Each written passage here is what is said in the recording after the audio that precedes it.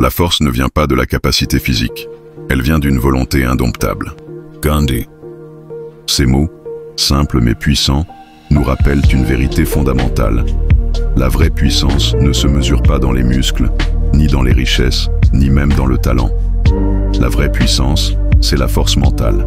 Aujourd'hui, je ne suis pas ici pour vous parler de chance, ni même de talent.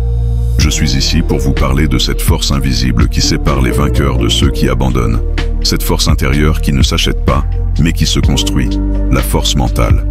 Nous croyons souvent que les champions, les leaders, les grandes figures qui nous inspirent, réussissent parce qu'ils sont exceptionnels, parce qu'ils ont eu des facilités, parce qu'ils étaient prédestinés. Mais si vous regardez de plus près, vous verrez une vérité frappante. Ils ont souffert, ils ont échoué, ils ont douté. La différence, c'est qu'ils ont tenu bon. Prenons l'exemple de Michael Jordan, le plus grand joueur de basket de tous les temps, 6 fois champion NBA. Eh bien, savez-vous qu'au lycée, il a été coupé de son équipe de basket? Oui, on lui a dit qu'il n'était pas assez bon, mais au lieu d'abandonner, il a transformé cette humiliation en énergie. Il s'est entraîné jour et nuit, il a construit un mental de fer. Et aujourd'hui, il dit lui-même, « J'ai échoué encore et encore dans ma vie. Et c'est pourquoi j'ai réussi. » Ou encore Nelson Mandela. 27 ans de prison. 27 ans enfermé pour ses convictions. Un autre aurait pu sortir brisé, plein de haine. Lui est sorti plus fort, plus grand, avec un esprit forgé par l'épreuve. Son mental a été plus fort que les barreaux et il a changé le destin de toute une nation. Regardez Thomas Edison. Cet inventeur génial a connu plus de 1000 échecs avant de mettre au point l'ampoule électrique. Quand un journaliste lui demanda « Comment avez-vous vécu le fait d'échouer 1000 fois ?» il répondit calmement « Je n'ai pas échoué 1000 fois. J'ai simplement trouvé 1000 façons qui ne marchèrent pas. » Voilà l'esprit d'un mental fort, voir l'échec comme un pas vers la réussite. Et que dire de Serena Williams? Issue d'un quartier difficile, confrontée au racisme, aux critiques, aux blessures, elle aurait pu abandonner 1000 fois. Mais non, elle a transformé chaque barrière en motivation. Résultat, elle est devenue une légende du tennis et une source d'inspiration mondiale. Alors, vous voyez mes amis, la force mentale n'est pas un privilège réservé à quelques élus. Elle est une décision, une discipline, un choix quotidien.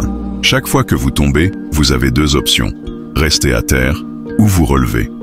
Chaque fois que vous échouez, vous pouvez pleurer sur votre sort ou apprendre et progresser. Chaque fois que la peur frappe à votre porte, vous pouvez lui céder ou avancer malgré elle. La force mentale, ce n'est pas attendre que les choses soient faciles. C'est avancer même quand elles sont difficiles. Ce n'est pas espérer que la vie devienne plus douce. C'est devenir plus fort que la tempête. Et je veux que vous reteniez ceci. La victoire n'appartient pas à celui qui n'a jamais connu la défaite. Elle appartient à celui qui n'a jamais cessé de croire, même dans la défaite. Alors je vous pose une question. Êtes-vous prêt à être cette personne? Êtes-vous prêt à dire au monde, peu importe combien de fois je tombe, je me relèverai toujours? Parce que le jour où vous prendrez cette décision, mes amis, plus rien ne pourra vous arrêter. Ni les critiques, ni les doutes, ni même vos propres peurs. Car vous aurez découvert la plus grande vérité qui soit. La vraie puissance, c'est la force mentale. Alors je vous le demande aujourd'hui, allez-vous choisir la facilité? Ou allez-vous choisir la force? Allez-vous céder à vos excuses? Ou allez-vous devenir plus fort que vos excuses? Allez-vous laisser vos peurs vous paralyser? Ou allez-vous marcher malgré elles? La force physique a ses limites. Le talent a ses limites. Mais la force mentale, elle n'a pas de limite. Et souvenez-vous, les grands champions ne sont pas ceux qui n'échouent jamais. Ce sont ceux qui refusent d'abandonner. Alors, à partir d'aujourd'hui, soyez plus forts que vos doutes, plus grands que vos échecs. Et surtout, soyez inarrêtables. Savez-vous quelle est la plus grande bataille que chacun d'entre nous doit mener? Ce n'est pas contre un adversaire, ce n'est pas contre la société, ce n'est même pas contre les épreuves de la vie. La plus grande bataille, c'est contre soi-même, contre nos doutes, contre nos peurs, contre cette petite voix intérieure qui, chaque jour, nous murmure « Arrête, tu n'y arriveras pas ». Et c'est là que tout se joue.